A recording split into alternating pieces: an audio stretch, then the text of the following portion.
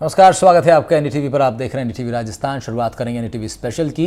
राजस्थान की भजनलाल सरकार जुलाई में अपना पहला पूर्ण बजट पेश करने जा रही है। इस बजट से जैसलमेर सहित प्रदेश भर के लोगों को खासी उम्मीदें हैं, लेकिन जब बात जैसलमेर की आती है तो पर्यटन पर चर्चा लाजमी है। इसके पीछे की वजह यह है कि यहाँ का आर्थिक ढांचा पर्यटन पर टिका है। बजट को लेकर पर्यटन व्यवसाय से जुड़े लोगों की क्या है उम्मीदें और सरकार से पर्यटन को बढ़ाने के लिए किस तरह के बजट की अपेक्षा रखते हैं लोग, तमाम बातों को लेकर हमारे संवाददाता श्रीकांत व्यास ने जैसलमेर के पर्यटन व्यवसाय से जुड़े होटेलियर्स, रिजॉर्ट, रेस्टोरेंट संचालक के साथ और भी अन्य कुछ लोगों के साथ बातचीत की है। सुनवाते हैं। जैसलमेर विश्व मानचित्र पर अपनी एक अलग पहचान रखता है। पर्यटन भैया नगरी कितनी के रूप देर में, है? साथ ही साथ यहाँ का जो पर्यटन है वो हेरिटेज पर्यटन है और यहाँ पर लोग जो है वो हर साल आते हैं और बार बार आना चाहते हैं, क्योंकि यहाँ की कलात्मक हवेलियां हो, सुनहरे किले हो या फिर यहाँ के तालाब और रेगिस्तान में नकलिस्तान का एहसास कराने वाला गढ़ीसर।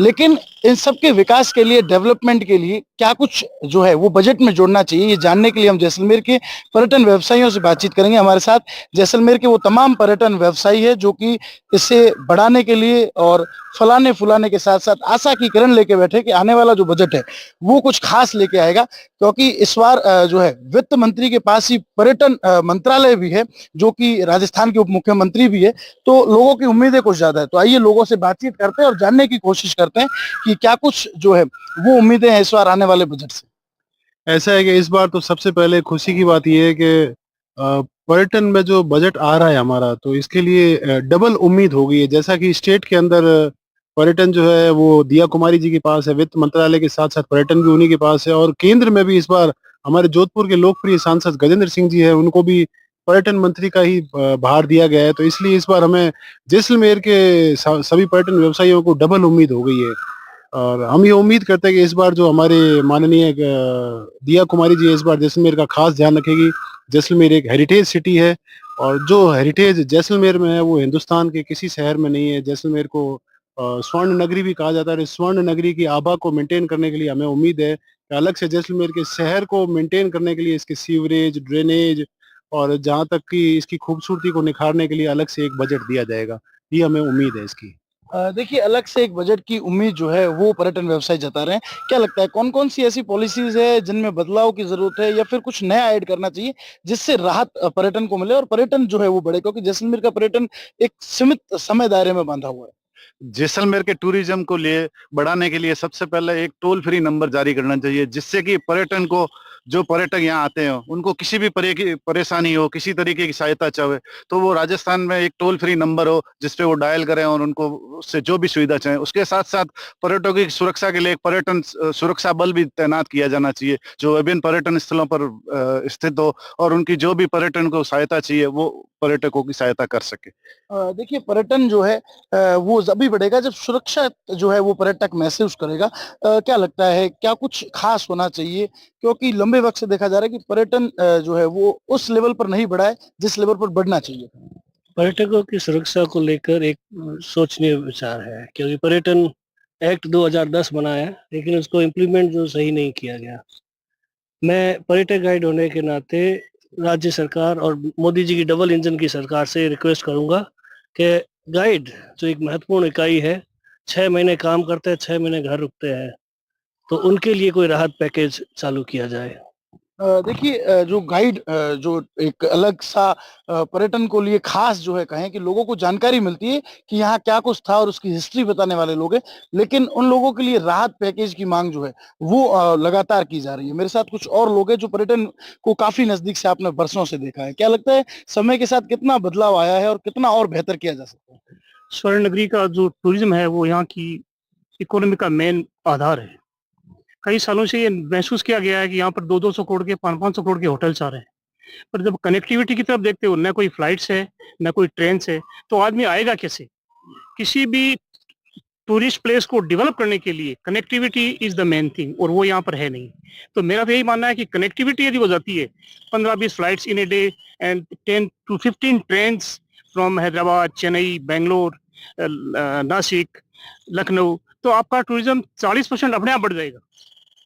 Thank you. देखिए इनने अलग-अलग सुझाव दिए हैं, लेकिन जब बात पॉलिसीज़ और बजट की होती है, तो कहा जाता है कि वोट बैंक के साथ बजट बढ़ता है, लेकिन यहाँ वोट बैंक काफ़ी कम है, उसका इफ़ेक्ट भी रहता है।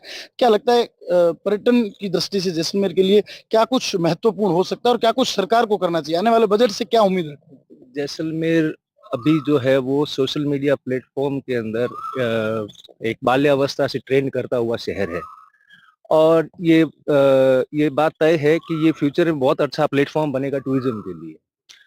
तो जो सरकारी योजनाएं हैं उसका पूरा लाभ जैसलमेर को मिले, साथ में जो मौजूदा मॉन्यूमेंट्स है उसको उसकी देखभाल और नए मॉन्यूमेंट्स को बनाना, ये एक अहम मुद्दा होना चाहिए।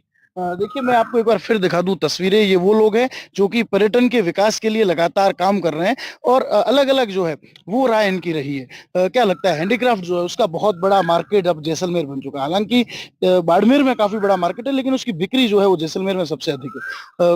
हैंडीक्राफ्ट से जुड़े लोग क्या सोचते हैं? उन्हें क्या लगता है किस तरह ऐसे लोगों को और महिलाओं को खासकर इससे संबंधित है? देखो, जैसलमेर एक ऐसा शहर है जो पूरे हिंदुस्तान और पूरे विश्व मानचित्र पर हैंडीक्राफ्ट को प्रमोट करता है, जो सिर्फ बाड़मेर का नहीं जबकि पूरे थार के रेगिस्तान का जितना भी हैंडीक्राफ्ट है उसको प्रमोट किया जाता है और इसकी अपनी एक संस्कृति, एक सांस्कृतिक पहचान है हमारी हैंडीक्राफ्ट की। तो हम चाहते हैं कि इसको प्रमोट करने के लिए गवर्नमेंट स्पेशली सब्सिडाइज पैकेज बनाए और जो मेरी सबसे बड़ी अपेक्षा है वो, जैसे श्रीमान जी ने कहा, कि जैसलमेर को कनेक्टिविटी जितनी ज्यादा दी जाएगी उतना ही ज्यादा यहाँ का टूरिज्म प्रमोट होगा और उसके साथ साथ स्पेशल बजट बनना चाहिए जैसलमेर में जितने भी मॉन्यूमेंट्स है उनके रख रखाव में। और उसके अलावा जो है वो जैसलमेर की बहुत ही छोटा शहर है, गलियां इसकी संकुरी है, तो उसमें जो ट्रैफिक व्यवस्था है उसका भी एक बेहतरीन मैनेजमेंट होना चाहिए जिससे ऐसा लगेगा कि भाई पर्यटक आसानी से शहर में घूम सके। ये भी एक बहुत बड़ा मुद्दा है।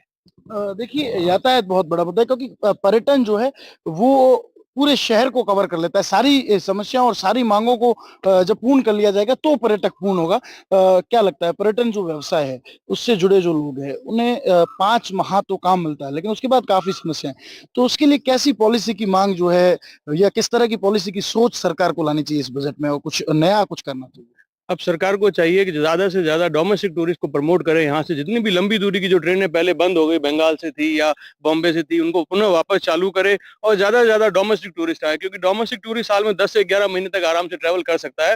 फॉरेन टूरिस्ट जब डिपेंड थे वो 6 महीने तक ही आते थे, गर्मियों में नहीं आ पाते थे।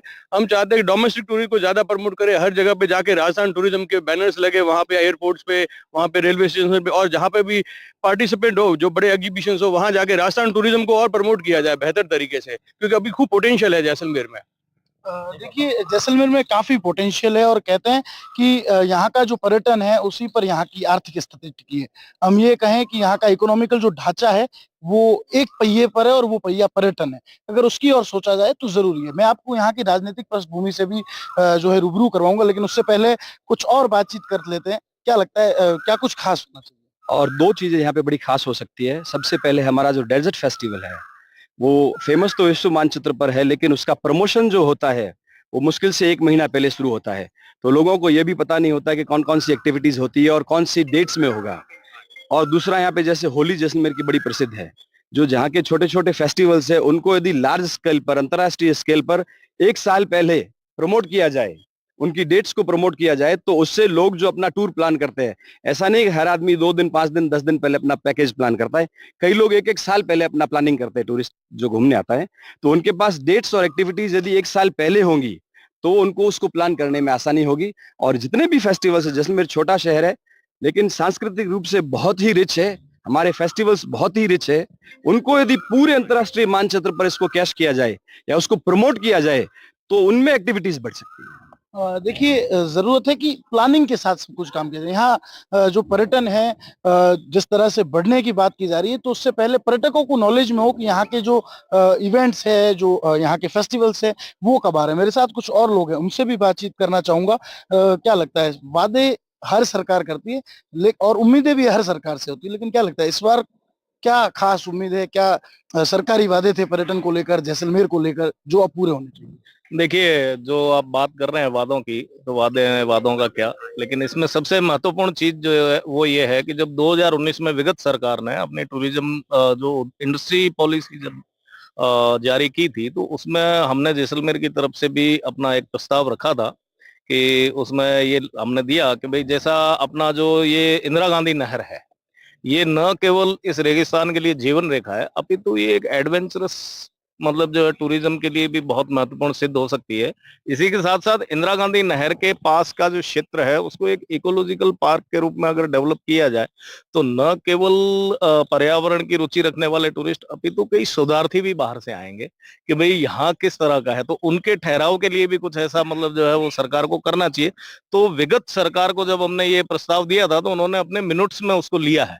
तो आशा रखते हैं कि इस बार सरकार जो है वो पिछले जो प्रस्ताव जो लिए गए उन पे कुछ न कुछ कार्य करे, ताकि जैसलमेर में टूरिज्म बढ़े और उनका स्टे हो सके, क्योंकि जब तक स्टे नहीं होगा तब तक क्या है कि वो आप सोचिए कि टूरिज्म का कोई बेनिफिट जैसलमेर को मिलने वाला नहीं है। देखिए लगातार लोगों की मांग है कि हर सरकार अपना नया प्लान लाती है और उसके चलते पुराना प्लान जो है वो उतना गतिशील नहीं रहता है या फिर रुक जाता है। तो अब लोग चाहते हैं कि उन प्लान्स को जो है एग्जीक्यूट किया जाए, धरातल पर लाया जाए और पर्यटन में सुधार किया जाए।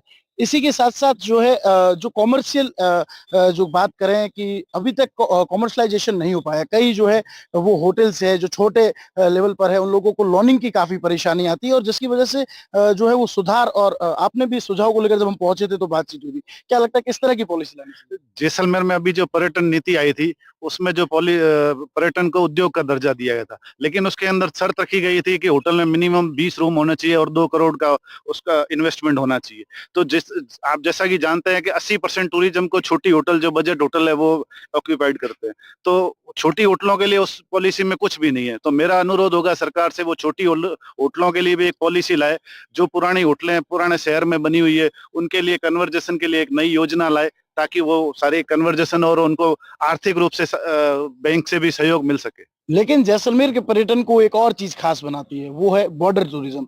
इसके लिए कई प्रयास हुए लेकिन सफलता अभी दूर नजर आती है। क्या लगता है बॉर्डर टूरिज्म डेवलप करने के लिए क्या कुछ करना चाहिए सरकार को? क्योंकि पिछली बार भी कई बातें हुई, कई पैसे भी खर्च किए गए लेकिन वैसा कुछ हुआ नहीं।